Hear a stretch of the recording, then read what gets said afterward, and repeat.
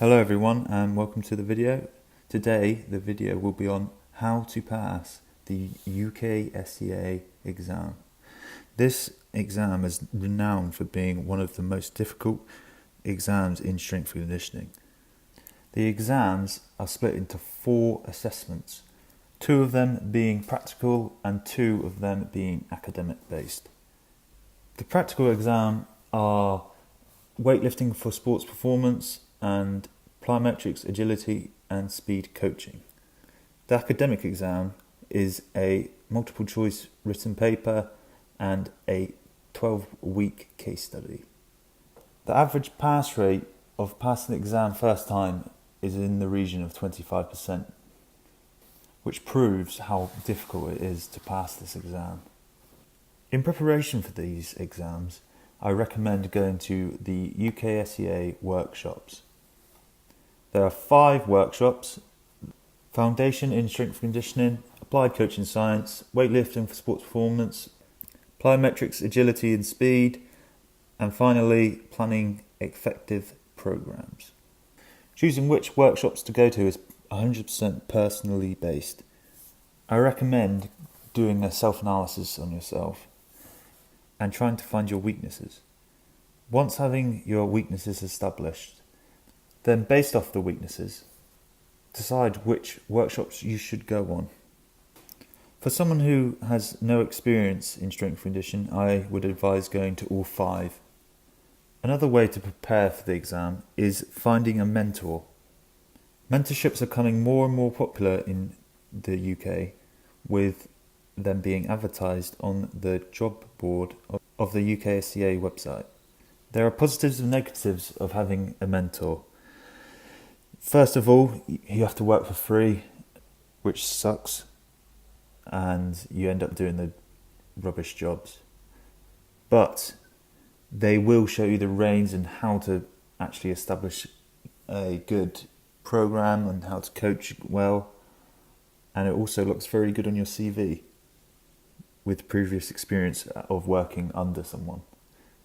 But there are no guarantees that you will pass the exam just with mentorship alone. When trying to find a mentor, always try and find one with a UKSCA accreditation. Another way is using current research. This can be found in Google Scholar, in books, and practice the past papers. But obviously, the exams are not just academic based, they are also practical based. So I would also remind you to practice constantly your plyometrics and ballistics and agility and the weightlifting. Obviously this is quite difficult just to self-teach. There are some quite good videos online teaching you. I will leave a video in the description going through some coaching tips and cues for each so you can teach yourself. But UKSCA are renowned for having specific cues which can't be similar but exactly to the word. An example of this is how should the bar contact the hip crease in the clean or snatch. If you talk to any Olympic weightlifting athlete, he will say that they hit the bar as hard as they can with their hip crease. But in the UKSCA exam, they only describe the contact as a brush or slight contact of the bar. This is because they are trying to mimic the triple extension as much as possible. So if you didn't go to the workshop and learn this and just got taught how to do Olympic weightlifting from an Olympic weightlifting athlete, he would only teach you how to contact the bar as hard as you can, and then you would enter the exam and answer the question wrong. So I would advise going to the weightlifting and plyometric workshops just to find out the technicalities of what the UKSCA approve of. And another tip of taking the exam is that you don't have to pass the exam first time, because it's most likely that you're not going to. Instead, I would advise to set the goal of passing at least 50%, because if you're just average across the board, you may just end up failing.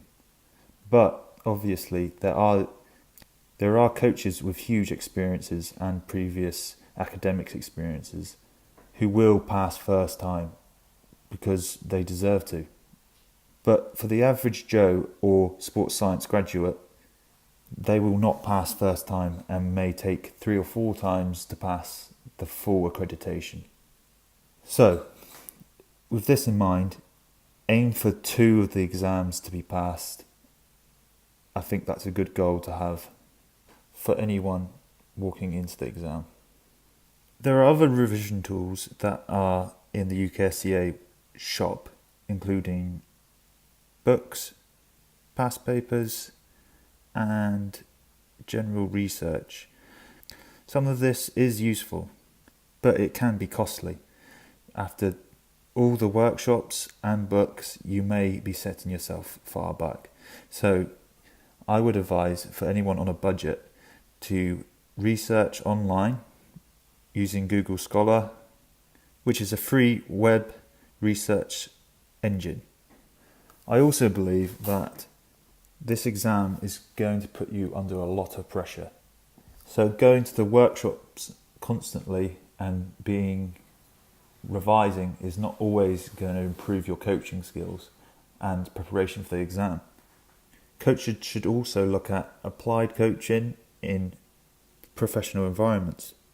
Another way is to mimic the exam as best as you can using friends or family.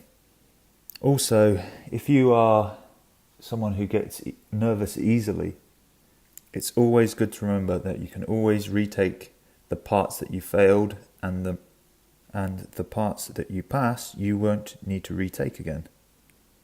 For more information about the UKSCA exams, I will be doing a whole series on the exams individually, so please like and subscribe. The next video will be on the case study and talking about periodization.